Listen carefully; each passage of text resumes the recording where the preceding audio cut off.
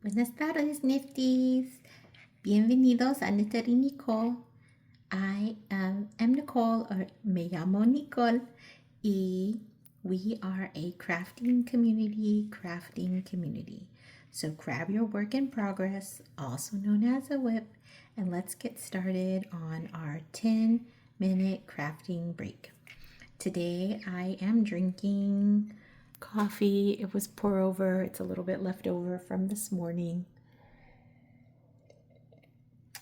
I like to have it first thing in the morning, but sometimes I don't get to finish my whole cup. So I have it left over in the afternoon. It's not that late in the afternoon. It's barely afternoon, but still. I also don't drink coffee typically after like 3 unless I'm sure it's decaf. But we're not there yet, so we're still good. Today I am working on my 6-day star blanket, and today is day 2, but I'm sure it's not like you're supposed to put in like full days. Not full days, but more than 10 minutes.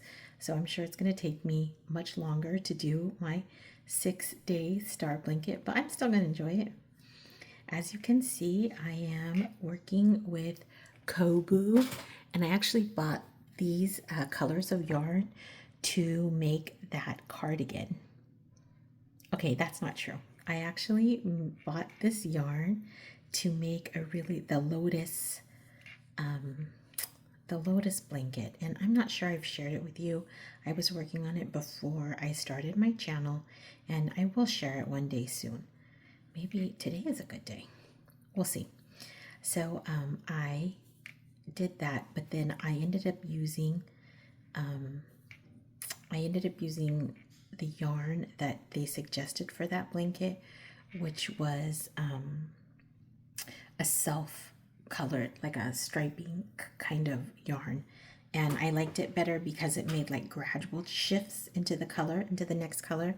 And I thought that was really pretty for that item. But now and then I was gonna use this. Oops, that's not right.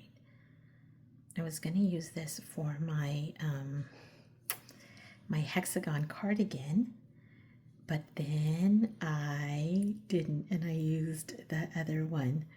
And so now I have it, and I've added white to it, and I am using it for my Annie's Craft Club blanket, my crochet squares. And so I bought the white to kind of just be a border with all my little rainbow colors. But I think I have enough to do this little 6-day star blanket and that. I hope so, because I'll be sad if I have to, buy more yarn, like whole another like 6 skeins, 7 skeins, right?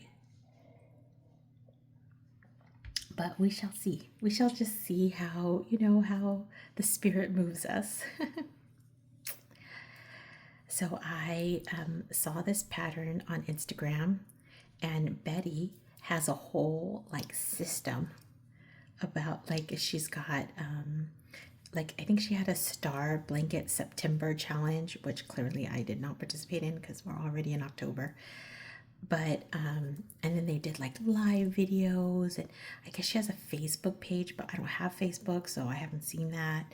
And she's got like different variations of this star blanket idea, and it's like her whole brand.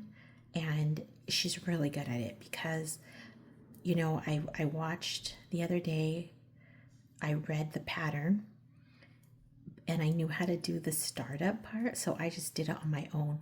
But then I went today and watched the videos because I knew I was getting to this part that I thought was complicated, which was the row. It's the third row, the third set of rows. So this is the first, the second. This row was like hard for me, and I couldn't do it on camera because I needed to like count and stuff. And now I think I got it because it's pretty like straightforward now. Anyway, so I went and watched her videos, and she has really, really great tips. And I think I've told you too that I'm not like the best crocheter. I'm a much better knitter than crocheter, and so I'm still totally learning things. And so one thing she told us was that like when you do the chain, like for instance in this case chain 3, to pretend like it's a double crochet, you should put a stitch marker. And I have the stitch markers that she uses. They're right here. Pretty straightforward.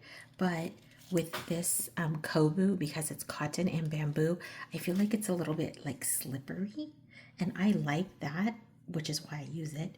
But it doesn't really hold the stitch marker. Sometimes the stitch marker falls off, and so I used my other favorite stitch marker, which is a bobby pin. And this set of bobby pins is they're actually shiny. They're shiny, but for some reason they're really tight. And so I knew that that would hold on to it, and it's doing a great job.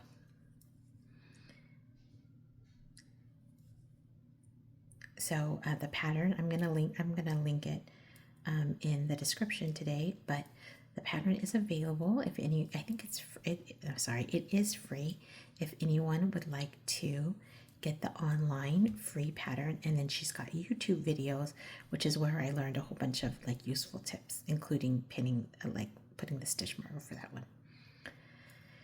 Sometimes when you're on like the internet, they make you feel like if you use a stitch marker, like stitch markers are for babies or something like that, you know, that kind of feeling. But so it's nice to see like that someone who clearly knows what she's doing is like using a stitch marker.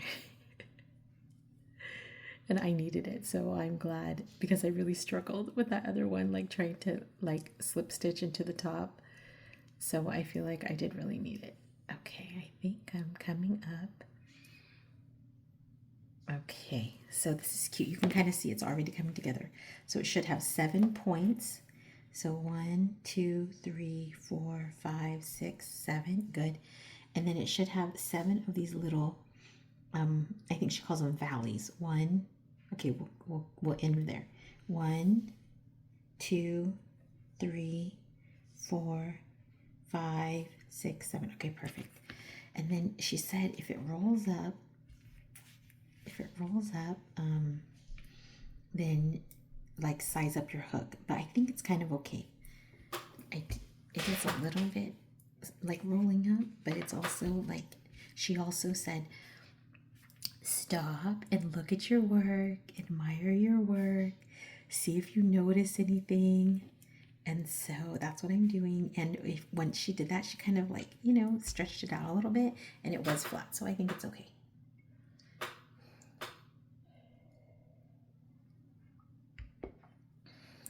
She also said that she does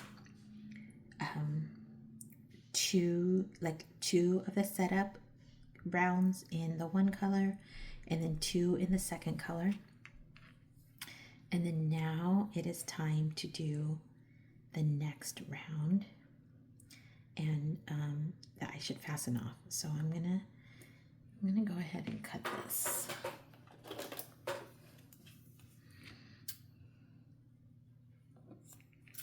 Okay. And then just like in very typical, like predictable fashion, because I'm a little bit predictable, I'm gonna go yellow next. There we go. And so then I will, I'm gonna slip stitch this, and I'm going to use the other hook, because even though I put it in the, I put the stitch marker, I still have a little bit of trouble. So I'm gonna just use the other little hook to make it a little bit easier for me. And here we go. And then I'm going to pull through, and I'm going to pull through, and then pull through. I feel like something went wrong. And I feel like it has to do with the fact that I cut this.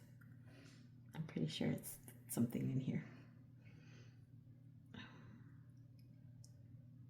Okay, next time don't cut until the end. Tip. Yeah, I think it goes like this to kind of mimic the stitch. There we go. it's not making a little knot. I don't know what to do. I don't know what to do. Okay, Nifties, as I kind of figure this out, she said she doesn't like to make knots, but I just made one. It's going to be cute. Okay. So here I am at the end of my fourth setup. And I hope that you will join us. And I kind of feel like doing another little round. So I think I'm going to, as I re-watch our video to make sure I haven't said anything just completely outrageous. If you have felt just a little bit more peace today, if you have enjoyed your time, I would just love it. It would be just so amazing if you could like the video, follow us, and also post your progress on Threads. I keep talking about that because I want to know what you're doing. At any rate, I will talk to you tomorrow. Have a great day. Nos vemos.